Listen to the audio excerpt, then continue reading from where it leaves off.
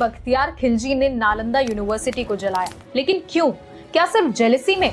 नहीं, बख्तियार खिलजी के नालंदा जलाए जाने के पीछे का असल कारण उसकी जेलसी नहीं बल्कि उसकी बेवकूफी थी। नालंदा, जिसे धर्म गुंज यानी माउंटेन ऑफ ट्रुथ कहा जाता था, एंशिएंट इंडिया की एक ग्रेट यूनिवर्सिटी और नॉलेज का एक वर्ल्ड फेमस सेंटर था। यहाँ से हजारों स्टूडेंट्स और स्कॉलर्स एजुकेशन लेने आते थे, लेकिन 12th सेंचुरी के एंड में इस महान ज्ञान के सेंटर को एक क्रूअल इन्वेडर ने डिस्ट्रॉय कर दिया। इस अटैकर का नाम था बख्तियार खिलजी। इस इवेंट ने सिर्फ एक टीचिंग इंस्टीट्यूट को खत्म नहीं किया बल्कि इंडियन हिस्ट्री में एक डार्क चैप्टर ऐड कर दिया। बख्तियार खिलजी मोहम्मद गौरी का एक कमांडर था, जिसे ईस्टर्न इंडिया में यानी आज के बिहार और बंगाल में मिलिट्री कैंपेन्स की रिस्पॉन्सिबिलिटी दी गई थी। अपने इन्हीं कैंपेन्स के दौरान वो 1193 CE के अराउंड बिहार पहुंचा। हिस्टोरियंस के अकॉर्डिंग जब खिलजी ने नालंदा की बड़ी बिल्डिंग्स देखी तो उसे लगा कि ये एक किला यानी फोर्ट है। उसने कभी भी यूनिवर्सिटी नहीं देखी थी और उसकी समझ के हिसाब से इतनी बड़ी बिल्डिंग सिर्फ एक लाइब्रेरी नहीं हो सकती बल्कि किसी मिलिट्री कैंप या फोर्ट की ही हो सकती है, जिसके बाद उसने यूनिवर्सिटी पर अटैक करने का डिसीजन लिया। इसके अलावा बख्तियार खिलजी के इस अटैक के पीछे रिलीजियस फैसिज्म भी छुपा था, यानी धार्मिक कट्टरपंथ, और उसके कैंपेन का मेन मोटिव ही बुद्धिज्म को जड़ से खत्म करना था।